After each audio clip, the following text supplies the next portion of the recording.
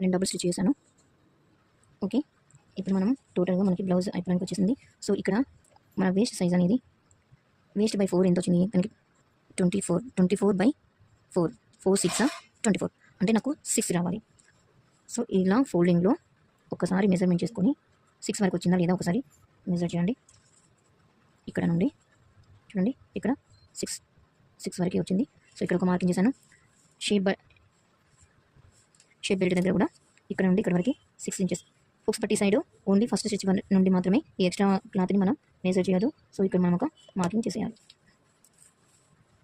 Same ఇది కూడా same 6 inches దగ్గర మార్కింగ్ చేసేసి ఇప్పుడు హ్యాండ్స్ ఉన్నాయి కదా, హ్యాండ్స్ దగ్గర నుండి హ్యాండ్స్ ఎంత ఉందో మనం మెజర్ చేసి ఒక పాయింట్ పెట్టుకొని ఇక్కడ నుండి టోటల్గా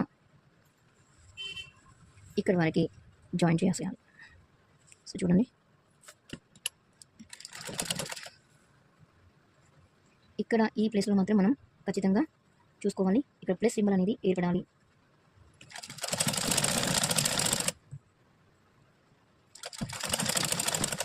నెక్స్ట్ ఇక్కడ వేస్ట్ సైడ్ దగ్గర మనం ఎక్కడైతే మార్క్ చేసామో ఫ్రంట్ బ్యాక్ 2 మార్కింగ్లు కరెక్ట్గా కలిసే విధంగా పెట్టేసి ఒక స్టిచ్ చేసాం. ఇక్కడ సేమ్ అలానే హ్యాండ్స్ దగ్గర నుండి మార్కింగ్ చేసేసి ఇక్కడ నుండి ఒక స్టిచ్ వేసేయాలి.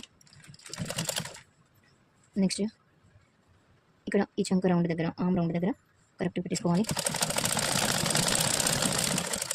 నెక్స్ట్ ఇక్కడ వేస్ట్ లైన్ పైన ఇక్కడ మార్కింగ్ చేసాము, ఇక్కడ కూడా మార్కింగ్ చేసాము. ఫ్రంట్ బ్యాక్, ఆ ఫ్రంట్ బ్యాక్ 2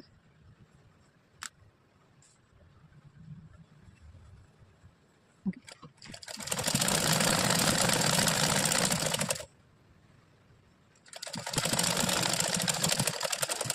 ఇక్కడ వరకు అయిపోయింది.